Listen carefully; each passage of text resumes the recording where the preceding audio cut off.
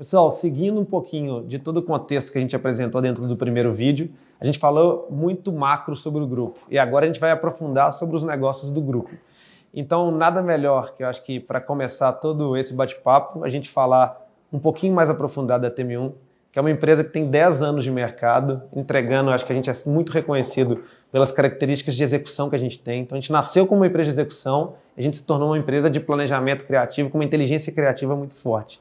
E eu convidei para esse primeiro bate-papo aí, depois desse conteúdo macro, a Van Matejka, que é a nossa rainha da produção, que é uma pessoa que tem mais de 20 anos de produção. Eu gostaria que ela contasse um pouquinho da história dela para entender como que ela chegou até esse momento atual de fazer as principais entregas dentro do nosso grupo. Então eu queria convidar a Van para contar um pouquinho dessa história dela, de como que ela chegou até aqui, para estar aqui em frente à câmera, conversando um pouquinho sobre características impecáveis de execução.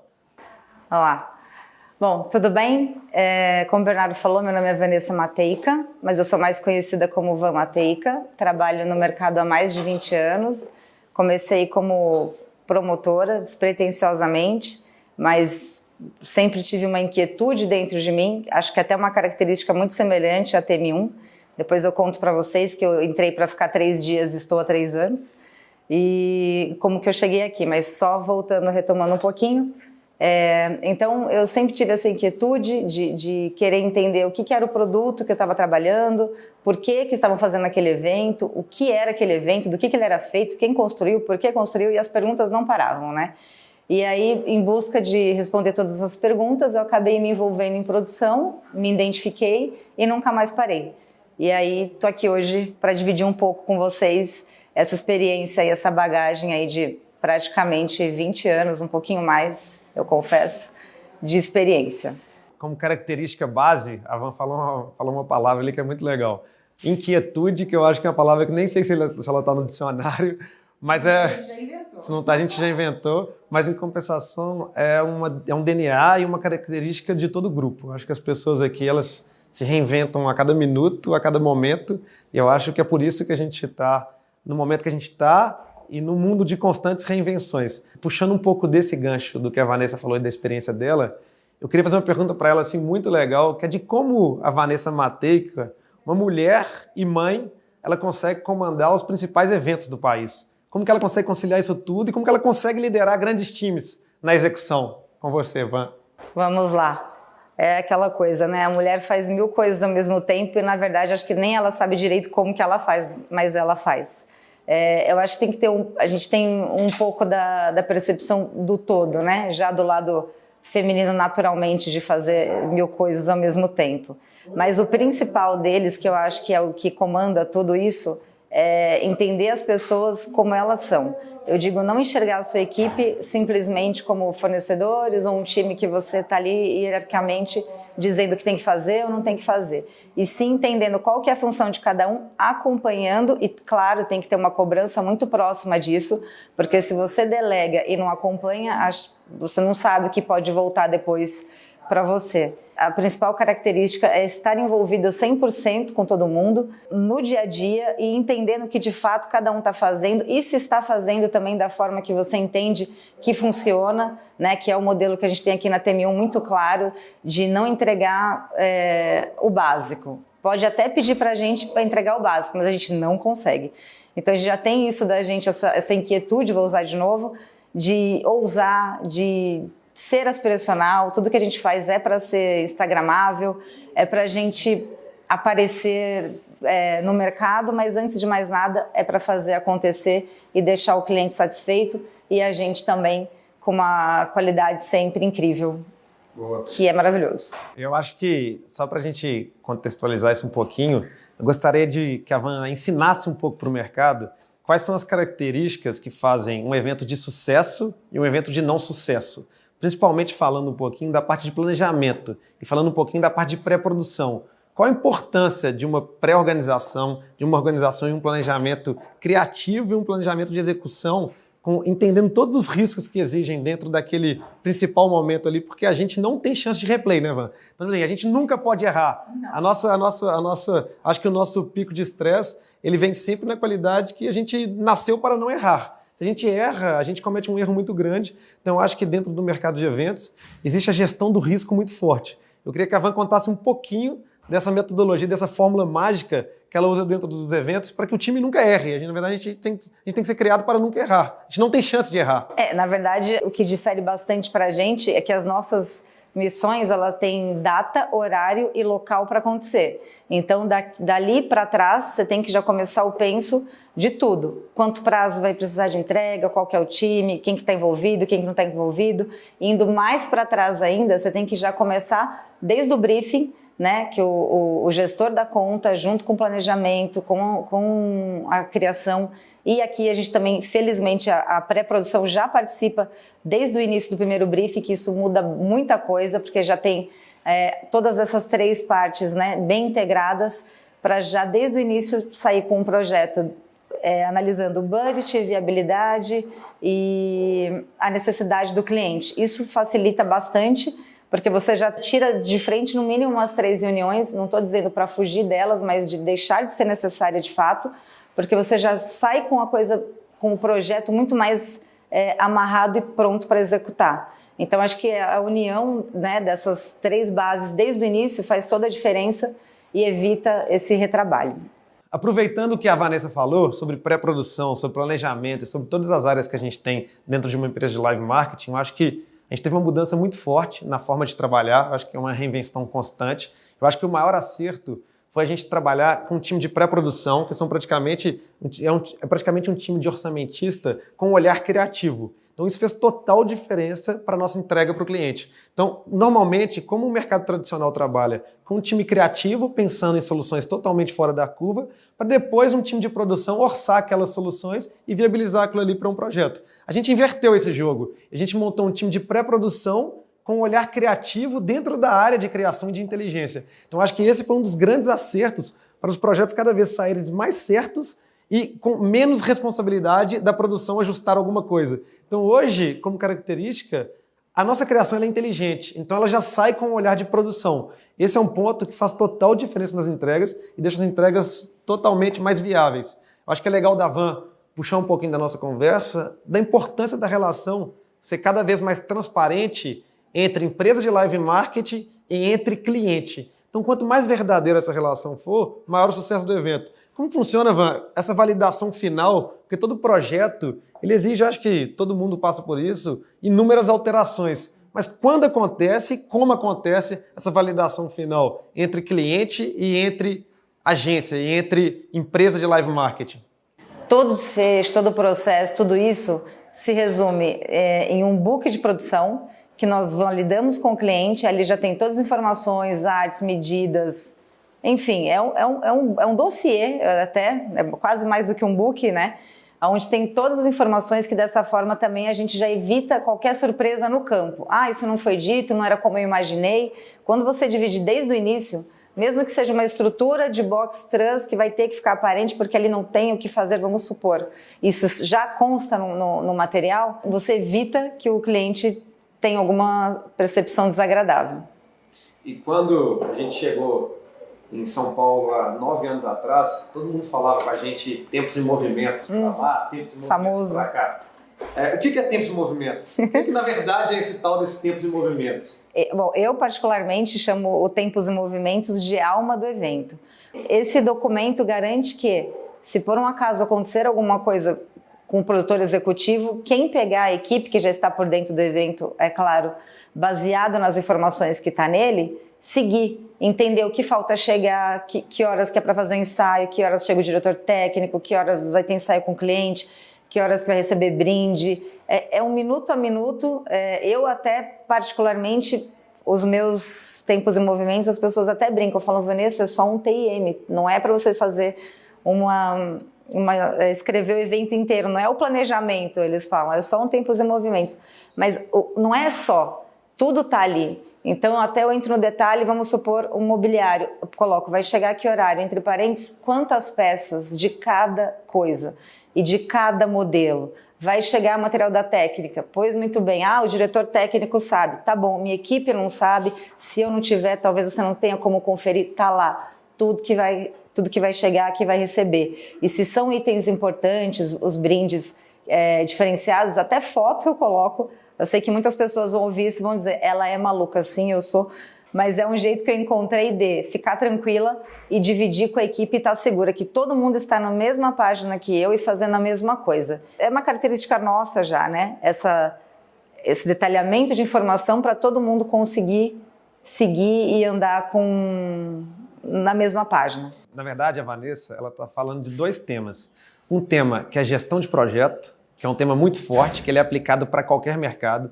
Dentro de características de mercado de tecnologia, a gente tem uma chance ou outra de poder errar e consertar, porque a gente está num processo de aprendizado. No mercado de eventos, a gente não tem chance de errar. Então, o que ela falou foram 2 pontos. Um ponto que é sobre gestão de processo, então ela faz uma minutagem do evento linha a linha e minuto a minuto do que vai acontecer, para ninguém ter surpresa em cima da hora. E o segundo ponto que a Vanessa está falando, de uma forma mais abrangente, é sobre liderança. Então, acho que esse que é o ponto principal. Quando ela faz o tempos e movimentos do evento, ela está entregando o domínio do evento para todo o time dela. Completamente diferente. Se ela, por algum motivo, tiver que sair daquele evento ou por alguma causa não relacionada naquele momento, ela está falando de liderança. Então, todo o time dela tem 100% do controle do evento, entendendo todos os minutos e o que vai acontecer, e o que está para acontecer. Até porque, né, liderança não é uma monopolização das informações, é o contrário. Eu quero sempre ter o time, se possível, até pessoas que saibam, obviamente, mais, né, cada vez mais e mais para poder agregar. Então, você compartilhar informação, ter a segurança que todo o time está dentro do evento, junto com você, é confortante, não é um problema, né? Acho que vem muito do passado você monopolizar, eu sou executivo e tudo mais. Acho que esse estereótipo já caiu e quem ainda não mudou, acho que está na hora de mudar. As pessoas se apegavam muito na história de uma única liderança ter todo o domínio sobre o evento. Eu acho que a característica da Van, que virou uma metodologia interna, é que 100% da equipe do evento tem total domínio sobre o evento. Então isso faz total diferença na execução. Sim. E a Vanessa falou sobre um pouco de time, ela falou um tal de diretor técnico, ela falou um tal de diretor artístico. Eu acho que isso é um pouco também, eu acho que isso é muito importante, na verdade, de falar para as pessoas. Qual que é o papel de um diretor técnico e de um diretor artístico dentro de uma execução de um evento? Não, são com certeza 2 figuras assim, essenciais em um evento corporativo.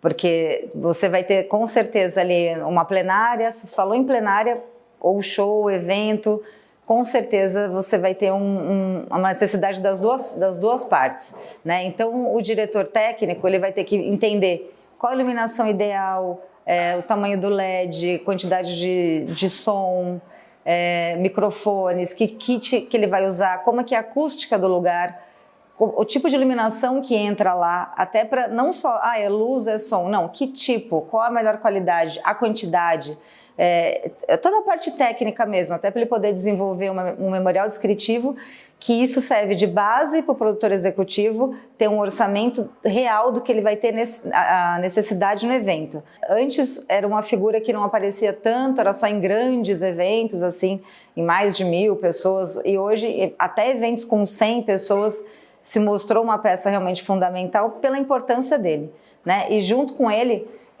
praticamente duplando. Quando tem a necessidade do diretor artístico, muita gente pensa, diretor artístico só se eu tiver o show de alguém famoso. Não é verdade.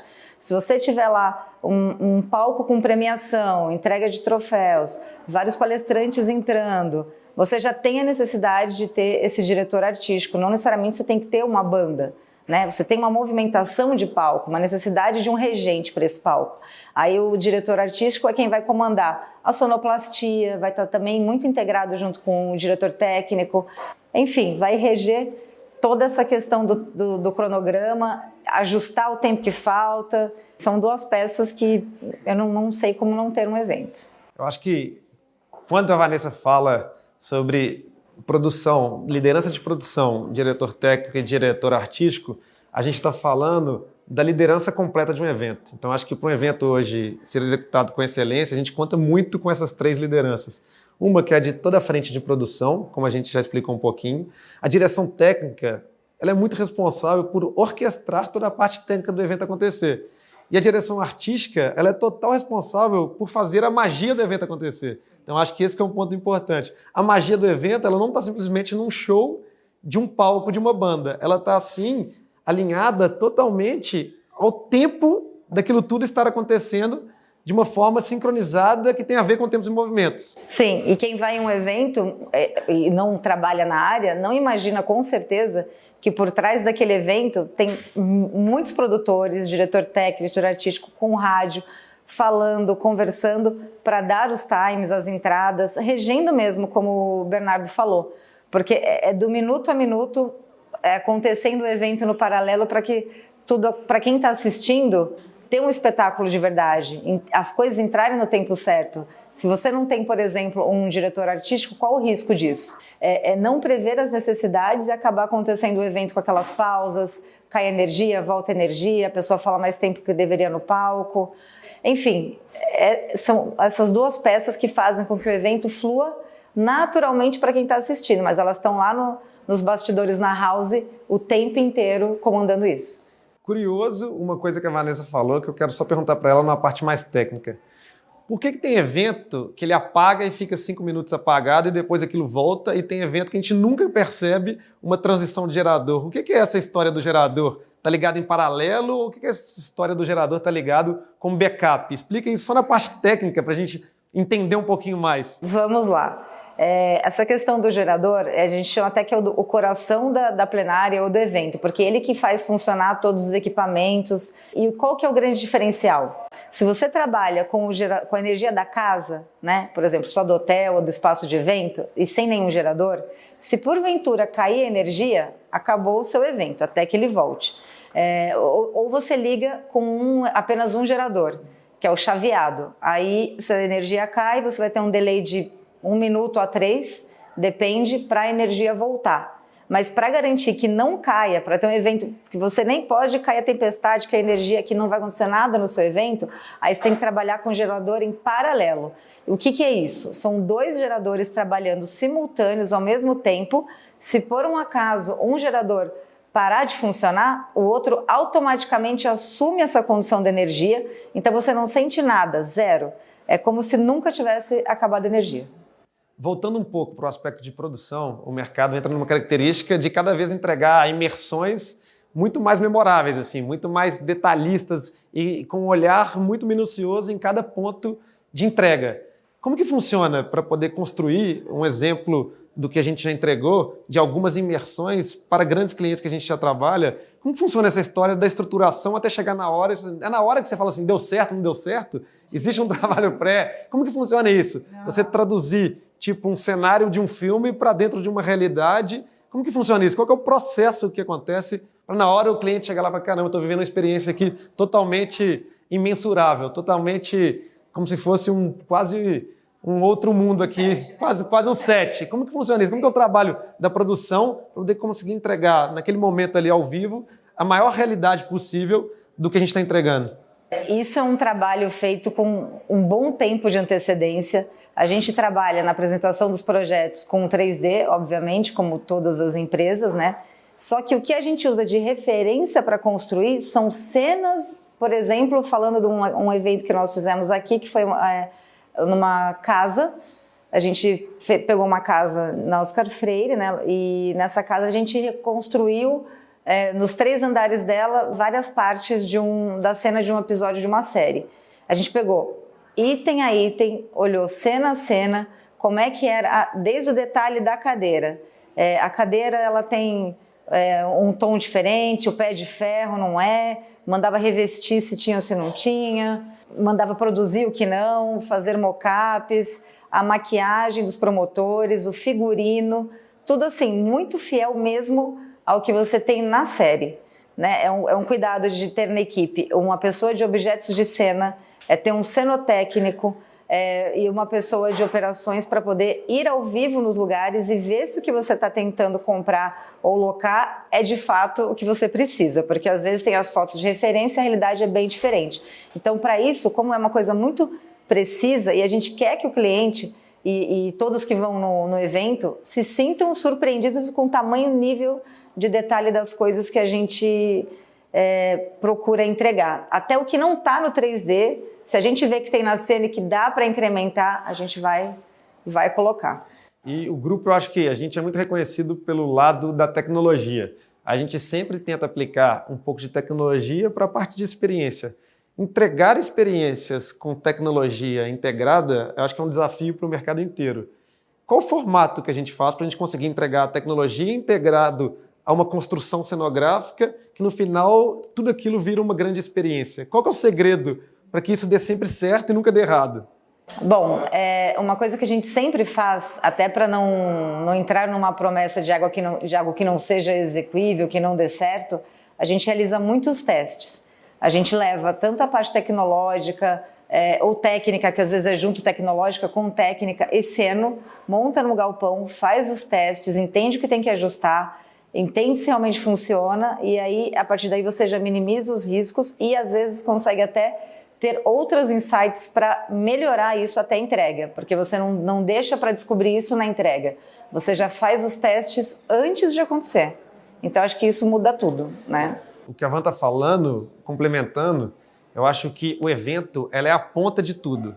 Então, normalmente, a entrega é o nosso desfecho final. Eu acho que, principalmente dentro da produção, a gente tem um caminho de produção tão grande, de testes, ensaios, e aquilo ali é como se fosse a cerejinha do bolo final, que é a entrega para o cliente. Então, essa história de juntar tecnologia com cenografia, isso gera um casamento de experiência muito grande, mas precisa ser muito bem testado. E a nossa premissa é testar, testar, testar para não falhar. A gente sabe que tecnologia, a gente está propenso a várias oscilações, mas o testar e colocar em operação como se fosse o dia do evento é o que eu acho que entrega a maior característica de uma boa execução. Exatamente. E, inclusive, ajuda até a entender como que isso vai funcionar até operacionalmente lá dentro do evento, porque daí você já tem ciência do que você vai entregar. É muito ruim, ainda mais falando de tecnologia, como o Bernardo colocou agora. Você ter uma surpresa, ele não funcionar, era melhor não ter do que você ter uma coisa, né, uma expectativa, gerar e não entregar lá na hora. Mano, depois desse bate-papo sobre toda a parte de produção, sobre como que a gente entrega um evento cada vez mais impecável, eu acho que é legal de você falar pra gente, tipo, um pouquinho do qual foi o seu maior desafio aqui dentro e qual foi o seu maior desafio na sua carreira. Como entrega mesmo, como característica de execução. E de 2 pontos. Primeiro, de um evento muito grande e o segundo, de um evento muito pequeno. Porque eu acho que tem várias pessoas que estão assistindo e elas vivem realidades de eventos gigantescos e eventos muito pequenininhos. Então, eu acho que é legal a gente falar de 2 desafios completamente diferentes, de 2 opostos totalmente. Sim. E na verdade, né, acontecem coisas em eventos que nem era para ser um desafio. Não preciso nem falar de um evento, claro que tem vários menorzinhos, mas, por exemplo, uma situação que se torna um caos e que era para ser resolvida em 2 ligações. E já aconteceu aqui. Mas depois eu posso falar de um evento. Mas aqui esse foi realmente, eu morri, era só 60 balões. E a Van está falando só de 60 balões com 4 horas de entrega, que é uma coisa muito simples. Mas nessas mesmas 4 horas, ela já desmontou um estádio. Então acho que é muito legal falar de uma relação de 60 balões entregues e uma equipe que você comandou de 500, 600 pessoas, nas mesmas 4 horas. Então acho que é legal de você contar esse outro lado. É bem lembrado, é realmente as grandes conquistas aí e acontecimentos de eventos que a gente não sabe o que esperar. Esse foi um desafio triplo. Por que é triplo? Primeiro, porque a gente tinha essa convenção, né, para quase 6.000 pessoas dentro de um grande estádio e a gente tinha 1 dia e meio para montar, sendo que na véspera dessa nossa montagem tinha um show de uma artista internacional com um palco montado no mesmo lugar que a gente tinha que montar e a gente ainda tinha o segundo desafio, que era desmontar esse palco com em torno de 200 metros de LED, mais cenografia, mais estrutura GIB, fora todas as placas do estádio que a gente cobriu com comunicação do nosso evento, fora toda a equipe, só de carregador a gente tinha 550 pessoas em 4 horas. Então, até arrepia de lembrar. Óbvio que não foi uma solução que saiu em uma semana, a gente levou 1 mês para estudar o que fazer, com reuniões com fornecedores, a gente estudou, se não desse tempo para desmontar, deixar a estrutura já do box preso na talha para ficar suspenso, aí não comprometeria a entrega. O palco, a gente conseguiu negociar com o stage da artista para aproveitar parte dele, porque não teria tempo nem de montá-lo. e na desmontagem, se não desse tempo, a parte que ficava atrás do gol, colocar uma grande cobertura verde para disfarçar no gramado. Olha quanto detalhe a gente tem que pensar, a gente tem que se preparar sempre para o pior. A gente se programa para fazer o melhor, mas a gente tem que se preparar para o pior. Você tem que pensar como executivo, sempre, eu falo até que é o profeta do apocalipse, pensar, e se acontecer isso? E se chover? Que choveu também. E se cair alguma coisa? E se não der tempo? Você tendo esse plano para tudo, quando as coisas acontecem, você não é pego de surpresa. Claro que evento, uma ou outra coisa acontece exatamente, porque é uma eventualidade. Mas você se preparando aí para 90% das missões que acontecem, isso ajuda demais. E por fim, essa desmontagem que era o grande desafio. A gente, com essa equipe de 550 carregadores, após reuniões, ensaios, a gente colocou coletes de cores diferentes, numerações. Vamos supor, o verde vai desmontar a luz, o que está de preto vai o painel de LED, o de vermelho o som, o branco cenografia, vermelho itens de cena do cliente. Enfim, foi realmente um balé, porque na hora que começou, era todo mundo para cada lado correndo, mas correndo com um plano. Né? Porque se você vai no módulo desespero, não dá certo. Esse tipo de missão não dá para brincar e arriscar e contar com a sorte. E o terceiro desafio desse evento, depois acho que esse vale um case, um vídeo só para ele, porque teve várias coisas no caminho, mas assim, um outro ponto muito importante é que se a gente não entregasse tudo desmontado nesse período, tinha uma multa de milhões que teríamos que pagar, fora a frustração dos jogadores e dos torcedores que já estavam preparados para ir assistir dentro desse estádio uma final importantíssima. Então a gente também não queria frustrar nem a eles também. Então foi uma missão que a gente lembra com arrepio até hoje, assim, e com uma certa alegria de saber que entregou. E entregou 10 minutos antes, acredite, temos registrado. Isso é muito legal, essa história da experiência do ao vivo, assim. Então, acho que evento você não se constrói simplesmente com um PPT. Eu acho que a experiência do campo e uma preparação muito efetiva fazem com que a ponta sempre seja uma execução excepcional. Sim. Eu tenho uma pergunta agora que vai ser desafiadora, acho que para um olhar de produção. A gente tem a característica, o mercado mudou. Desde quando você começou a fazer evento, eu acho que não existia nem compartilhamento de Instagram, de mensagens no celular, de foto no celular. Gente, não tinha WhatsApp. Não tinha WhatsApp. Não conta pra ninguém, mas não tinha. O que mudou no olhar da produção? Tipo, toda a evolução do mercado. Assim, qual que é o olhar da produção para tudo hoje ser compartilhado? A gente sabe que existem dois lados do compartilhamento. Um lado de que tudo pode reverberar de uma forma muito positiva, e tem um outro lado do compartilhamento hoje que tudo pode reverberar de uma forma muito negativa. Então a gente tem uma linha hoje muito próxima entre o sucesso do compartilhamento e entre o fracasso total daquele ali virar um case nacional muito rápido de fracasso total. Então como que funciona no olhar da produção essa linha tênue entre esses dois mundos, o céu e o inferno, em constante relação ali? Não, e tá mesmo. E, bom, eu já revelei aqui, né, que na minha época, eu já falei 2 vezes aqui, né, já revelei dois pontos aqui que entrega aqui a idade. Que eu nasci na geração offline, e 2, que quando eu comecei não tinha WhatsApp, né. Aliás, o próprio Google não era uma ferramenta que a gente usava muito. Acreditem se quiser, mas era tudo na base do cartão. Ou você tinha o contato, ou você tinha o telefone de quem sabia. Não era tão fácil. Hoje você google, né, ou manda num grupo que você tem de produtores, preciso alguém de mockup, aparece lá. Preciso de um diretor técnico. Hoje em dia se compartilha muito. Essa velocidade, com certeza, ajudou bastante, porque eu, por exemplo, consegui atender 2 eventos, 3 eventos. Hoje, com a velocidade que a informação, as reuniões não precisam mais ser presenciais, as plataformas e tudo mais que a gente já sobe, os arquivos, compartilha, até com quem está fora, a gente não precisa mais viajar nem para o exterior para fazer as reuniões que tinha antes. Você faz isso, com certeza, é um diferencial.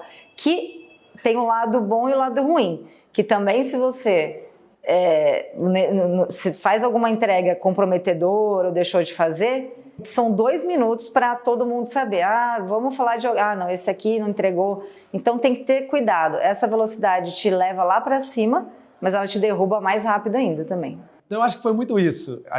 Foi um papo muito legal com a Van. Eu tenho a sorte de poder trabalhar com essa mulher e essa profissional que, em todos os detalhes, tem excelência no que ela faz. Eu acho que é legal de passar a bola para ela encerrar e deixar aqui a nossa mensagem de orgulho de trabalhar junto com a Van e ela ser responsável por aplicar toda a metodologia. Eu acho que o nosso papo de hoje é para poder ensinar um pouquinho para o mercado o que existe por detrás de uma produção. Van, obrigado. Obrigada. Aproveito também para agradecer a confiança. Como eu disse, eu vim aqui para ficar 3 dias e desde então estou aqui na inquietude diariamente, que não para, mas eu gosto assim, vamos para frente, acelera. E falando nisso, eu queria só voltar um pouquinho, agradecendo a oportunidade também desse bate-papo com vocês e ao Bernardo pela confiança, que realmente a gente sabe o quanto que é importante, né? E falar que aqui o senhor Bernardo, ele é uma pessoa, como vocês podem ver, que gosta de falar bastante, de puxar as pessoas para falar e assim, não dá para contar um segredo para ele. Porque o que aconteceu? Nesse evento que eu comentei com vocês do estádio, de todos os desafios, junto com tudo isso, eu esqueci de falar que não eram só 3 coisas importantes, aconteceu uma 4ª coisa.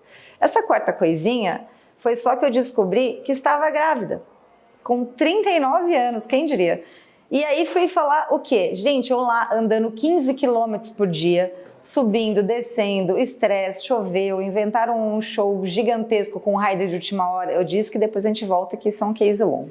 Mas enfim, com tudo isso, descobri que estava grávida. Falei, e agora? O que eu vou fazer? Vou comentar para o Bernardo, a gente em produção acostumado a virar 5, 4, 3 noites, que aquela noite não ia poder virar e que tinha que dormir pelo menos 3 horas, que não é normal, né? Na produção dormir, vocês vão entender isso, mas fui contar para ele e pedir um segredo, por favor, não conta para ninguém. Em questão de 2 horas, essa notícia estava no Instagram da agência, no Instagram dele, todo mundo já sabia, chegou na minha casa meia dúzia de balões gigantescos com flores, minha mãe não sabia, meu marido não sabia. E só, inclusive nesse show ele até pediu para anunciar lá no palco. Dito isso, fica a dica do dia. Segredos para Bernardo? Não, tá, gente? É só mais uma dica hoje. Boa, Van! Valeu! Essa mulher é fera. Vambora, acelerar esse mundão aí.